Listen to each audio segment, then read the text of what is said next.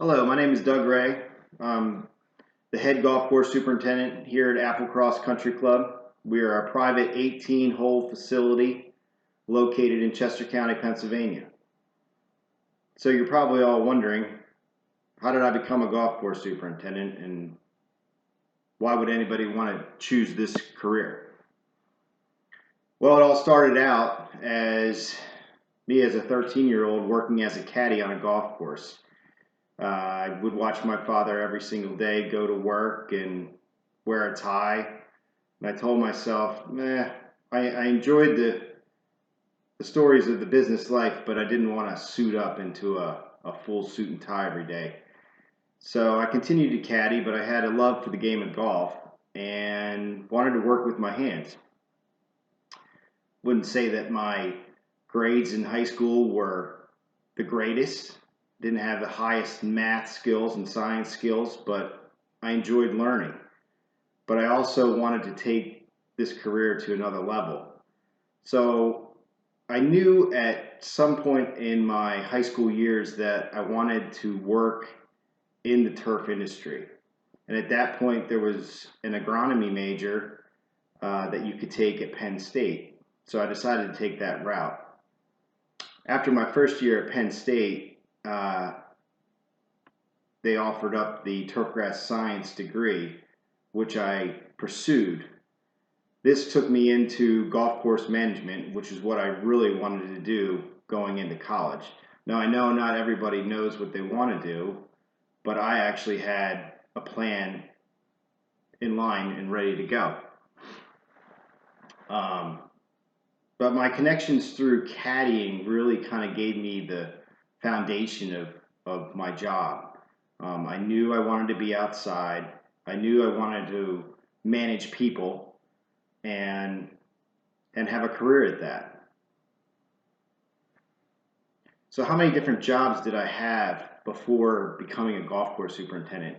Well, as usual, you start out on a golf course crew. I was just in college at that point, and I got myself on a grounds crew, and I was just a crew member for at least 2 years, and then I decided that I had to get my internship done for college, and I continued to work as a crew member through college, and then I applied for a job as a second assistant superintendent, and Penn State helped me greatly find that job. From that point forward, within a couple years, I became an assistant golf course superintendent. And then after that, I'd say there was about 4 or 5 years that I put in as an assistant, and then I became a golf course superintendent. Now, after that point, I decided that I wanted to take this to another level in my career. I was involved with a company that was building a golf course back in the early 2000s and had the opportunity to build a golf course from scratch and be the superintendent at the same time. It was my job to lose, but I didn't lose it, and I had a great time building a golf course from scratch. Not everybody gets to do that. I was a grow-in superintendent there for a couple years, and then I moved on to the head superintendent. Did that for many years. I then now continued on for the next, I'd say the past 19 years I've been a superintendent. So what's a typical day like for me? We're up early. We start our day, I'm up at 4:30 in the morning, at least through the summertime, and we work a good 8-hour shift.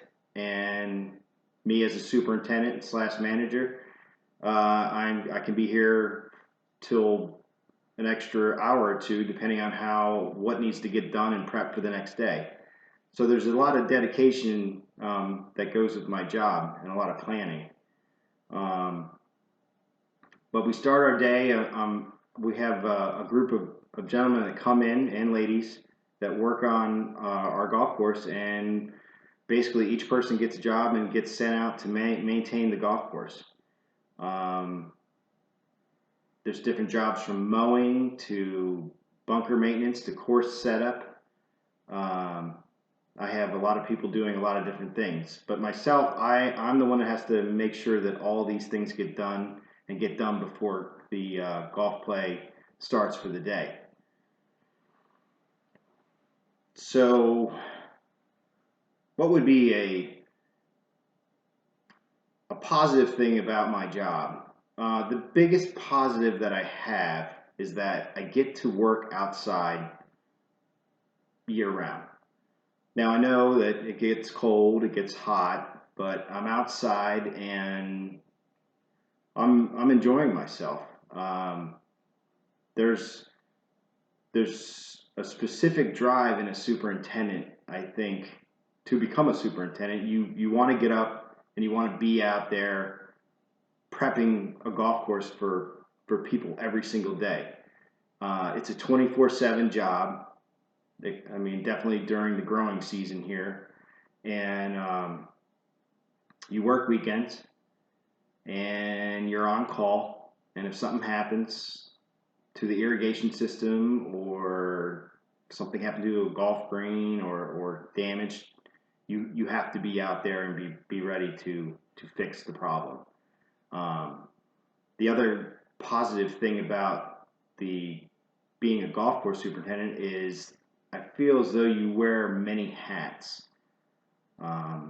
We're constantly either managing people, managing irrigation systems, managing human resources, spraying. There's so many different things that go on during the day at a golf course that it almost makes the day go very fast.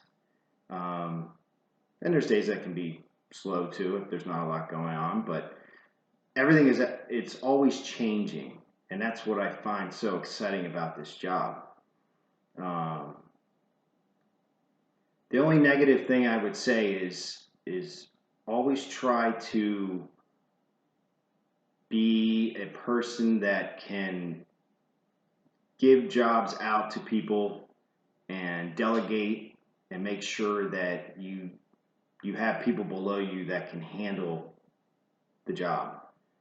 If you decide that you think that you can do everything yourself, that's not going to work. You got to be able to give out commands to your crew, and that's the great thing about it. You want to be able to manage people and manage the environment at the same time.